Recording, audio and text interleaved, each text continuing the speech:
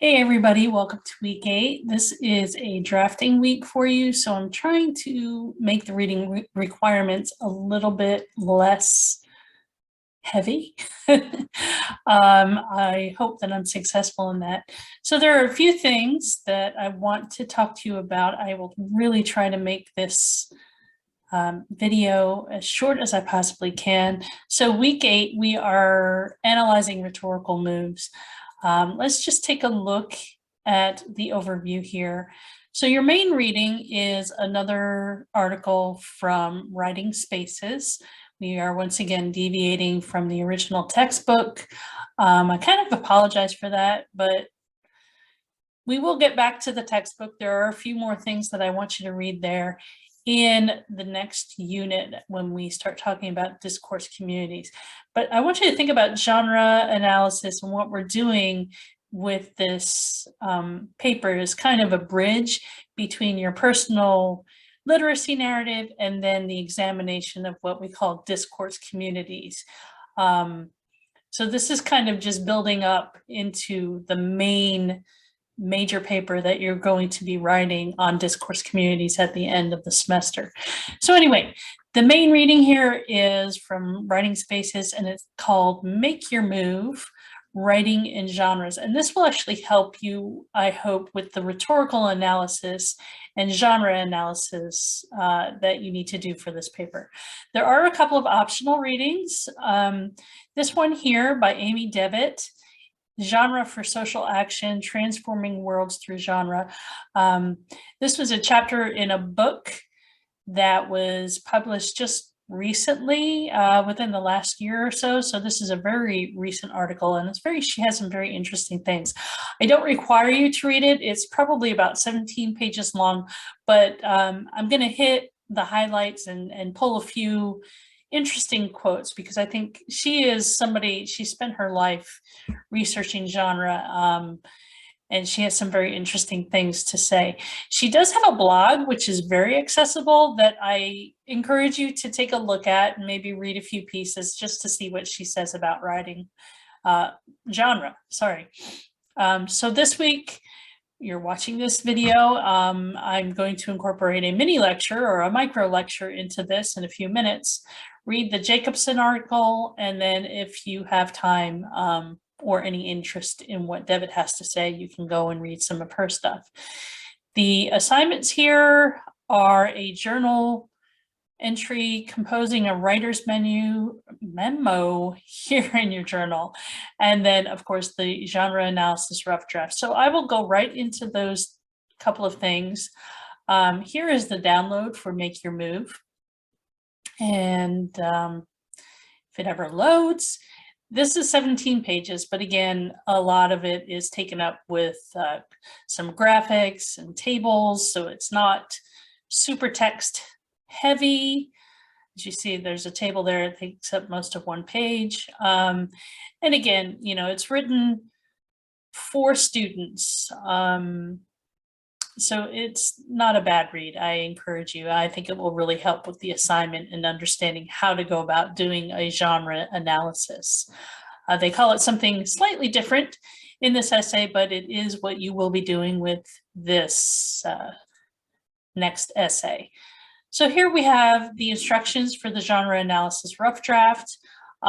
It's a minimum of 5 pages, double space, 12-point font.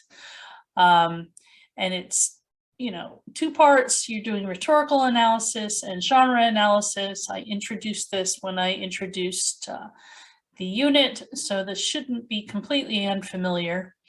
The requirements here, at least 5 full pages. You must have properly formatted works cited bibliography or references page, depending on what citation style you use. If you use outside sources, I do encourage you to use outside sources. Well, you know what I mean by outside sources. That is stuff that comes from out of elsewhere than your own brain, right? So anything that you have read in this unit from class, you would cite those things if you incorporate that into your genre analysis. Also, any documents or artifacts that you use in your analysis, you will need to cite those things. I am not going to do a tutorial on how to access those things. You can very easily Google that information. So if you have a brochure, you can Google how to cite a brochure, MLA or APA or Chicago, right? And you should be able to access that information. If you're struggling with that, please send me an email and say, hey, I can't find out how to cite this thing that I want to analyze in my genre analysis. And I will try my best to help you. So yeah, that's that. Please remember that even though the rough draft isn't technically graded, awarded points, I do provide valuable feedback to you. I spend a lot of time providing feedback. So it's important that you actually do a draft, you submit it, get it to 5 pages if at all possible. I know sometimes it's hard, but your rough draft really should be as complete as possible. It doesn't have to be perfect. It can be rough, but as complete as possible so that I can give you feedback and help you to improve your writing. Because without receiving your feedback for revision from both me and your peers, you have less of an opportunity to improve your writing. So if you don't submit a rough draft, that means also you're not partaking in peer review. And as a result, you'll have a 5% deduction on your final revised draft. That's my policy. That's been in the syllabus since the beginning of the semester. So you should be well aware of this. I will be coming up with a rubric for this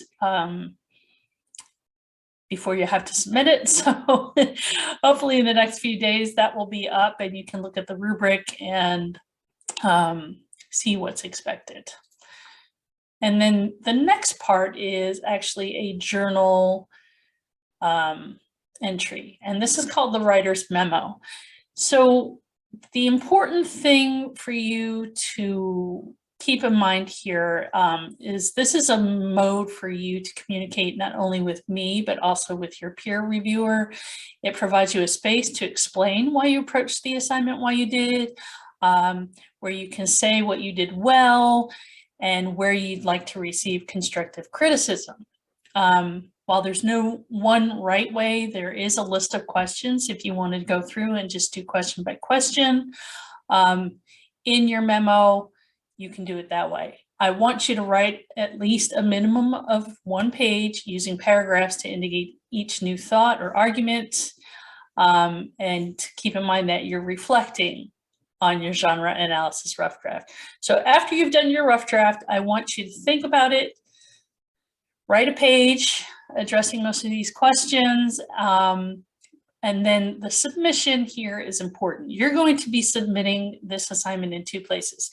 So you will be submitting it in the journal here on this page. So when you submit, and there is there's a rubric for that. So you'll be submitting there for me to look at, but also I want you to have it attached to your genre analysis rough draft. So when we do peer review, your peer reviewer has access to it and can address the things that you're concerned about. So that is due Sunday, March 6th, as well as the rough draft is due March 6th. So that's the nitty-gritty for the module, but there are a few things that I wanted to address and talk to you about, especially in regards to Amy Devitt's writing. So genre scholar Dr. Amy Devitt has spent her long career researching the role of genre in writing. So instead of having you read her most recent article from the book, Genre in the Climate Debate, I'm going to choose some snippets to read to you and summarize some of the ideas that she conveys that will hopefully help you understand genre a little bit better. So here's a portion of the introduction to the article. I think this is great writing. Genres matter because they carry with them not just conventions, but expectations and norms. Genres matter because they shape the people who use them into particular kinds of actors performing particular kinds of actions. Genres matter because people enact not just the genre, but its accompanying system, institutional setting, and cultural values. Genres matter because people may use genres without being aware of genres' ability to support or inhibit their motivations and goals. Or people may use genres fully aware of how genres can manipulate those who are unaware. Genres matter. Genres matter in any debate because their conventions, norms, actions, systems, and potential invisibility direct the debate in sometimes unnoticed and sometimes unintentional ways. So Carolyn Miller's 1984 article, that was the end of her quote. Carolyn Miller's 1984 article, Genres and Social Action, has taught us that writing scholars tend to view genre more through a rhetorical lens than simply as a formula for writing. So as Devitt writes, genres don't just sit there, they do something. So we have this idea of genres as social action, and that was kind of introduced to you in the reading from last week. That genres aren't just forms for us to use, but they exist as kind of this social thing within communities, as ways for us to communicate, convey information, and to make meaning. And Devitt expands on this idea, explaining that, quote, the happy sounding communities in which genres reside are sites of power and privilege, insiders and outsiders, gatekeeping and access. Genres used in schools act similarly as gatekeepers, shaping how students and teachers should act, thereby defining who belongs and who doesn't. And that's the end of her quote there. So I want you to think for a moment about some of the things you've learned in this course so far, how you've reflected on your own literacy history, the ways in which you use writing, both formally and informally, the different rules or guidelines or forms, and even what good writing is. Some of you in your literacy narrative brought up learning to compose that classic 5-paragraph essay where the thesis falls at the end of the introduction, and it has 3 points, which can then be developed into 3 body paragraphs. That's an easy formula to teach, to learn, and more importantly, to assess. Once you know it, it's simple to churn out an essay on just about any topic, right? So now consider the community in which this genre resides as well as its purpose. Is it to teach you how to be a good writer or what good writing is? No. In the end, it's a way to induct students into a certain community, a mode of gatekeeping, if you will. Why is it taught? Why is it taught? Primarily, it's taught to prepare students for college entrance exams. And who looks at those exams? Who scores them? Someone with a college degree, someone with a degree that may not necessarily be in English, someone who doesn't necessarily have to have experience actually teaching writing. Exam scorers read through thousands of essays in a given testing season, which means there needs to be a quick and easy way to assess all those essays. And the 5-paragraph essay allows the reader to quickly assess whether the student writer knows how to implement the formula. Simple as that. Those students who are successful in following the formula increase their chances in gaining admission to college. Now think about that for a minute. That's just one example of how genre can be related to community, defining who belongs and who doesn't. So Devitt also states that, quote, genres matter not just as gatekeepers, but also as enforcers. Every genre carries with it sets of not just formal expectations, but also cultural ones, worldviews. Genres have developed out of the values, beliefs, and norms of those in power within the community, institution, and culture. So what does all this have to do with the assignment of the genre analysis essay?